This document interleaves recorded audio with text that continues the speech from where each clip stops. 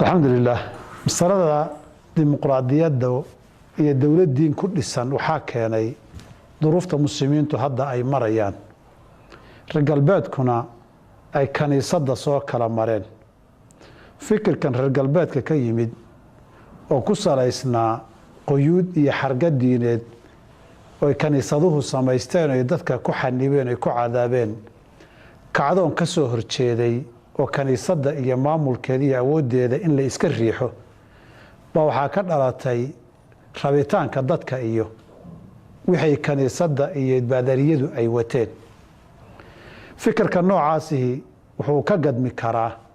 ama laga yaabaa inuu yeesho waddan iyo waddamadan aan muslimka ahayn ama diinanta islaamka ahayn diimahan la taxriifiyey mar walbana bayballadooda iyo kutubtooda waxa cusub lagu darayo wadaadada kaniisadaha ama diimaha meeshooda u joogana dadka ay xaqooda ku dulminayeen oo dhib badan ugu geysteen baa waxaa sababtay in dadkii ay xamili kari waayaan halkaasaa waxaa ka soo baxday waxaan ah rabitaanka dadkiiyo ka kaniisadda kala duwan taa marka laga soo gudbo muslimku dee rabitaanka muslimka iyo rabitaanka diintiisu isku mid wey marka islaamku ma kala laha waxa la yidhahda dowlad rabitaanka dadka ah iyo diinta dowlad diineed ma kala laha waa markii dadku ay muslim yihiin de oo ay garanayaan muslimnimada iyo waxay ka dhigan tahay haddaba waxaa laga wadaa dimuqraadiyad iyo dowlad diineed ama dowla madaniya dowlad diiniya marka la isbarbar dhigayo dowlad xuduud diineed iyo xakamad diineed iyo xeerar iyo sharci diineed ku dhaqmaysa iyo dowladaan ku dhaqmayninoo dadku ay xor yihiin waxay iyagu doonayaan oo waxay xalaaleeyaan iyo waxay xaaraantinimeeyaan waxay ogol yihiin iyo waxay diidayaan aan diini awood ku lahayn shaqana ku lahayn go-aankooda iyo xeerkooda iyo dhaqankoodana aynan xakamayn karin labadaas sidaa u kala duwan dee dadka muslimkaa intaan ognahay diintu way wada rabaan wax si fiican ugu dhaqaa lala yahay dadka muslimiintiihi in badanna aqoon la-aan baa ka haysa in badanna si qalada lagu turjumay saa darteed dadka muslimkii iyo diintu iyo dowlad diineed iyo dowlad dimuqraadiya ma aha shucuubta muslimiinta dhexdooda inay ka hirgasho ama macnahaasi iyo ereygaasi u gala maaha laakiin mas'aladani hal arrin baan rabaa inaan baraarujiyo oo la xiriirta masalada dimuqraadiyadda waana masaa'il hadda si aada u badan wakhtiganna u socda wadaaddo badanna siyaabo kala duwan oo darfa soo kala jeeda ah ay ugu sibqadeen masalada dimuqraadiyaddu marna waa fikir iyo manhaj asala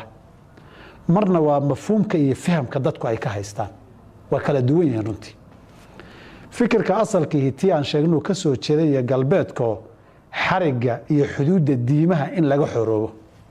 dadkuna xorriyad ra'yi ay u yeeshaan wax kasta oy samaynayaan xun iyo san xalaal iyo xaraam fikirka sidaasa ee dimuqraadiyadda ah rabitaanka dadka iyo waxay dadku rabaan baa dhaqana waxay dadku rabaan baa sax ah waxay dadku rabaan baa xalaala waxay dadku rabaan baa toosan waxay dadka gaar ahaan dee dadku boqol ma noqon karaane waxaan majority-ga ama meesha loo badan yahay la yidhaahdo baa runtii dadka matalaya la yidhahdaa oo de waa iska qaacida dhaqana sharcigan inuu ogol yahay dhinaca loo badan yahay in loo tiiriyo marka rabitaanka dadka markaan leenahay dadku meeshu u badan yahay baa rabitaankii dadka ay ka dhigantah qaabka sidaas ah waa fikirkii iyo mabda'ii asalka ahaa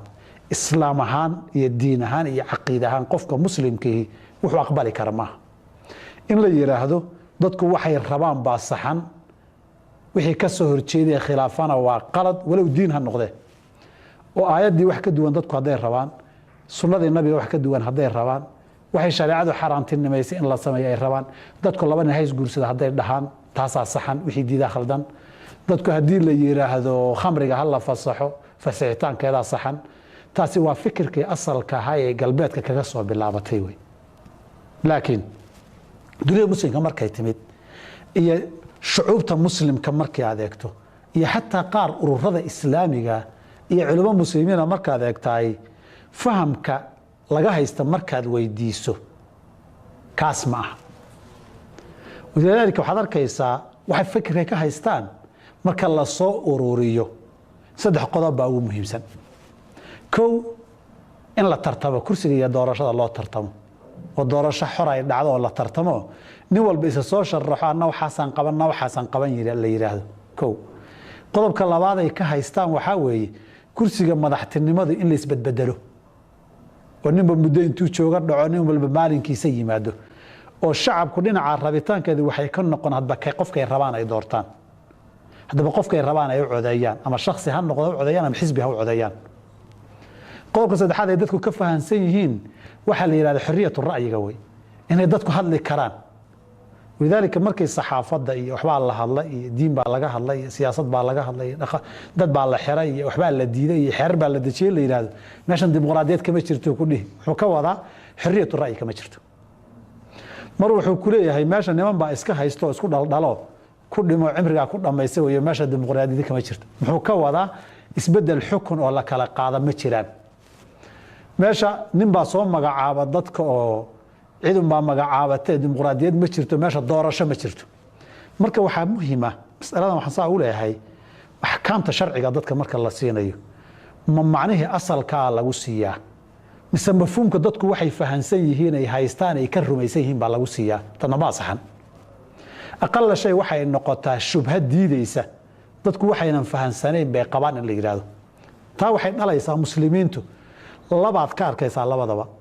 dimuqraadiyad baan rabnaa oo laga wada doorashooyin baan rabnaa la tartamo.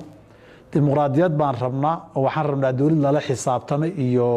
kursigan oo isbedbedela. dimuqraadiyad baan rabnaa iyo xorriyatu ra'yi baan rabnaa. fii nafsi alwaqti waxaad maqlaysaa iyagoo diintii lagu dhaqmaan rabnaa.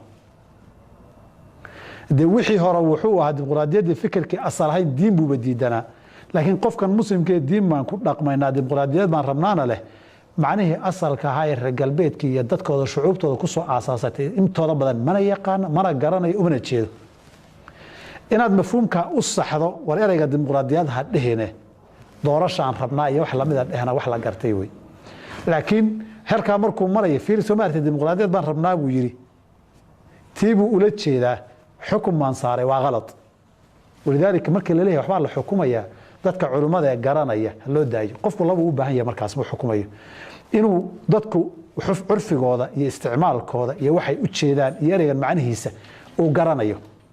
xukunka sharcigaana yaqaano. laakiin dad dimuqraadiyadii asalkeed xukunkeeda sharciga yaqaano laakiin isticmaalka iyo mustalaxa dadku waxay u wadaan aan aqoonin baa waxay bilaabay sameeyeen inay yiraahdaan tii gaalada loo jeedaa. mafaahiimta muslimiintu ay u yaqaanaan marka walidaalika muslimiinta waxaa la rag culimo oo calaama oo dimuqraadiyatul islaam alifay islaamka dimuqraadiyadiisa. islaamku wax walba dadku ha xalaaleeyaan kama wado isagaaba ka hadlaye laakiin islaamku doorasho iyo kursi isbedel iyo xiriir ra'yi uu leeyahay buu ka hadlaya. taas waa dimuqraadiyad u haystaa. saa darteed waxaan rabaa in ku soo guuraanado fikirka dimuqraadiyadda ee galbeedku kaga soo bilowday fikir islaam iyo muslimiin ay aqbali karaan maaha. diinteena iyo caqiidadeennuna fikir ay xambaari karta maaha. laakiin dhinaca kale shucuubta muslimiinta iyo ururo badan oo islaamiya iyo rag culamo muslimiin oo wax badan oo wax qoray baa waxay ka hadlayaan aaliyaadka